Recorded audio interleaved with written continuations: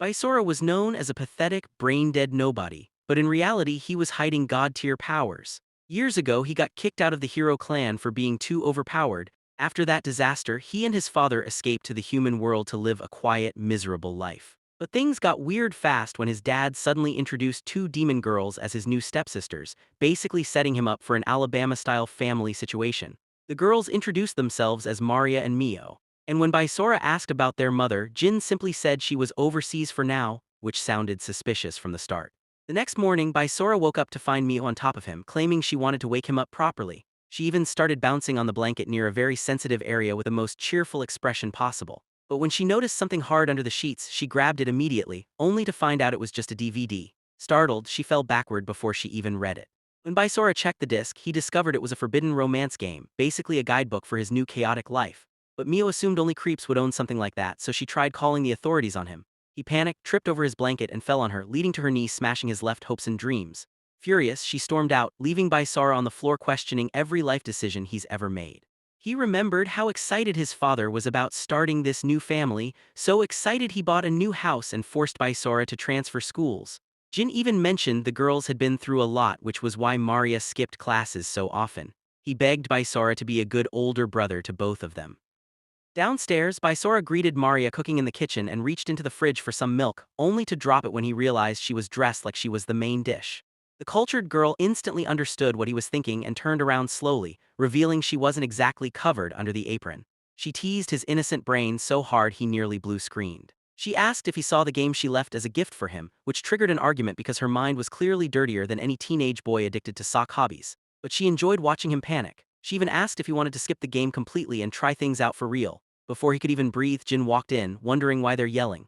Maria casually claimed Bysora was about to get intimate with her.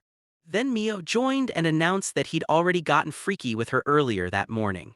The two girls took turns ruining his sanity while Jin walked away like everything was completely normal. Later, they all went outside to take a family picture. Mio smiled for the first time, surprising Bysora. Jin set the timer and joined them in the frame. That afternoon, after shopping, Bysora went to find his bike and left Mio behind for a moment. As expected, she immediately attracted a group of delinquents who surrounded her. She warned the delinquents not to lay a finger on her and even promised to erase their entire bloodline, but they thought she was just bluffing.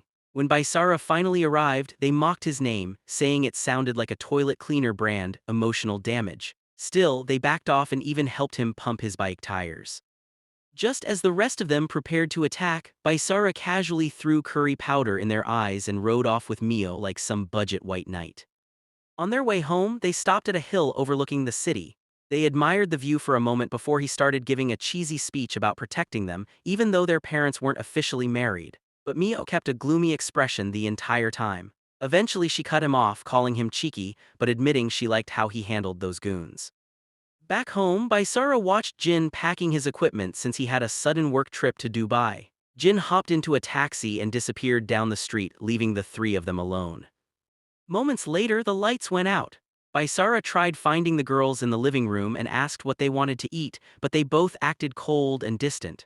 Thinking they were just scared of the dark, he suggested ordering pizza. Instead, Mio stared him dead in the eyes and told him to leave the house. When he asked her to repeat that, Maria used a wind spell to pin him to the wall. She approached him, asking why he wasn't trembling after seeing magic. Then she transformed into her true succubus form, going from innocent chair-sitter to full demon lowly. Bysora asked if Mio was also a demon, and she calmly revealed that she was actually the future demon lord. For some reason, Maria started lecturing him about gods, heroes, and even claimed Batman was real.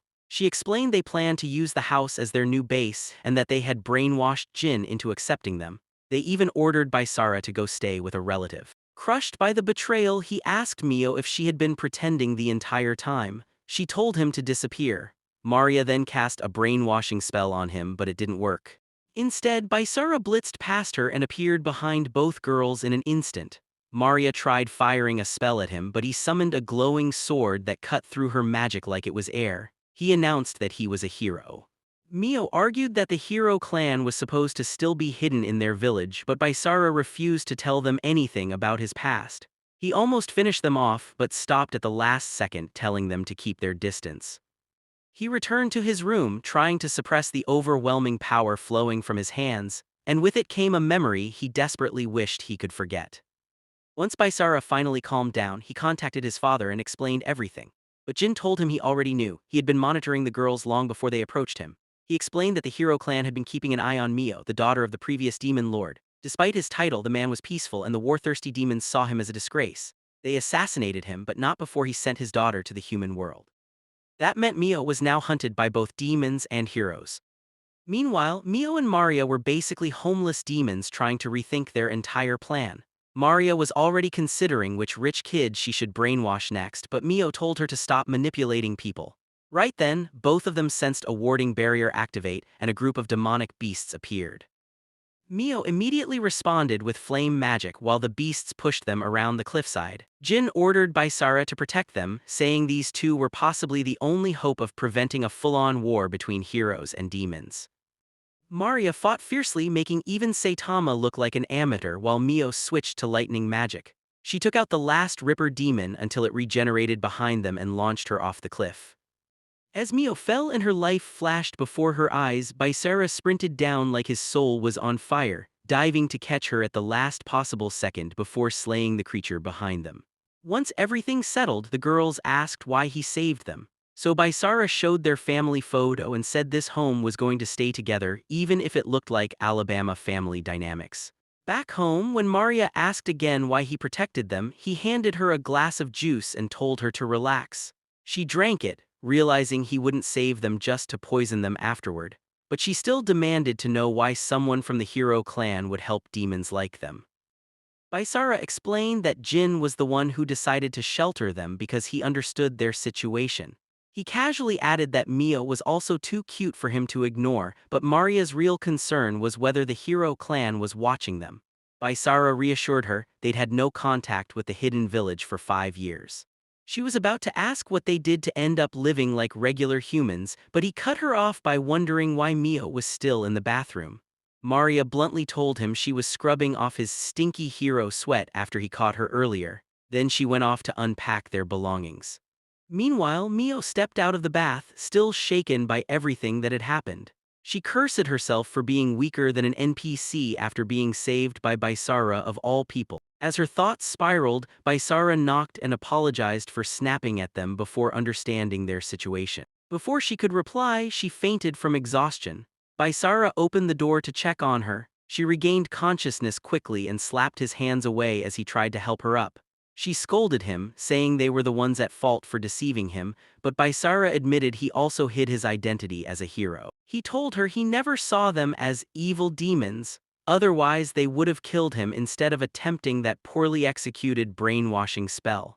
Even though she was still uneasy, Baisara reassured her by calling her family and promising to protect both sisters. Just then, Maria's dirty mind ruined the moment. She barged in grinning, thrilled that Baisara turned out to be insanely strong. Baisara quickly shut Maria down, insisting he wasn't some overpowered gigachad, but she reminded him he had effortlessly negated her magic earlier. He brushed it off as a fluke and walked away, clearly bothered. Later that night, Mio quietly brought out an old photo of her family, the same family that had been wiped out right in front of her. Maria entered to check on her, and the two discussed whether they could really trust Baisara to play family with them, or whether he was just pretending. Maria handed Mio their new family picture and said that Jin and Baisara were genuine allies they were lucky to meet. Then Maria suddenly switched gears and dragged everyone to the magic circle she had drawn.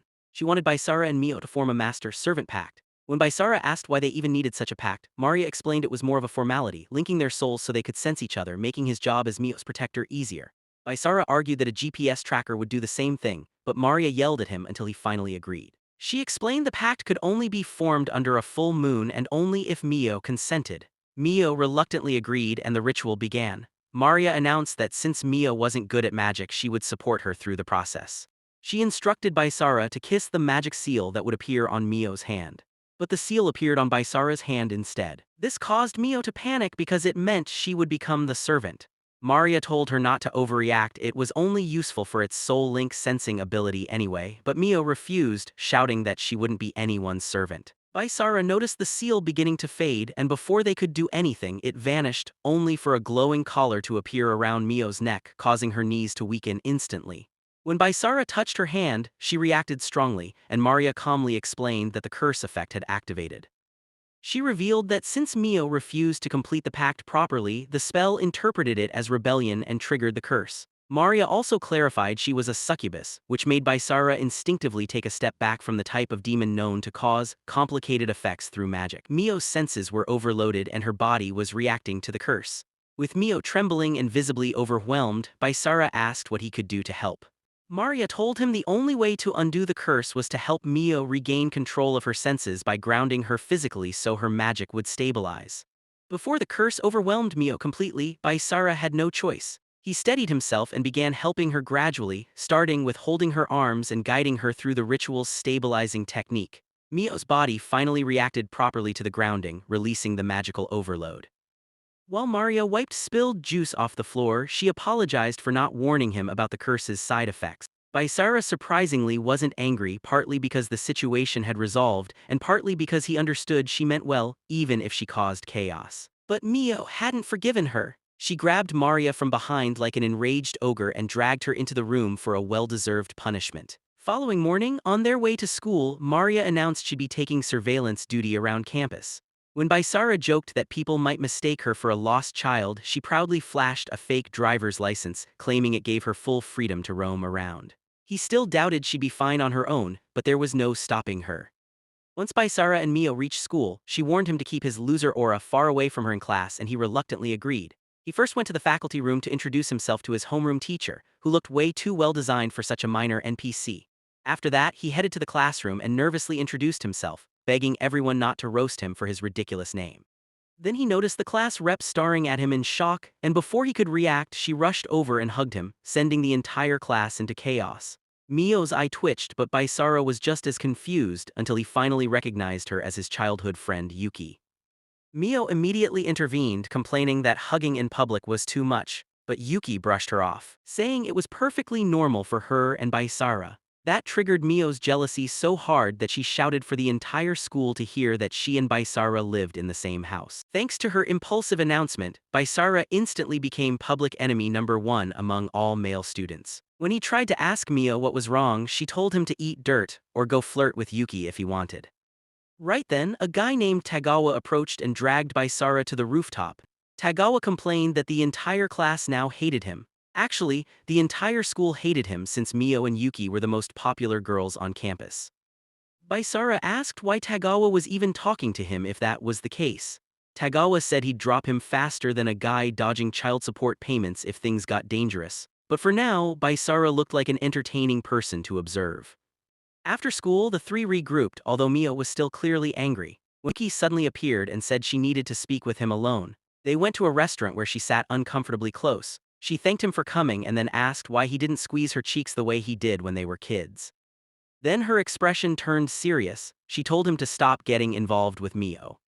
Bysara already knew Yuki was from the hero village and that Mio was on their watch list. Yuki demanded to know why he was associating with demons, and he joked that Jin had a soft spot for Maria. That didn't help.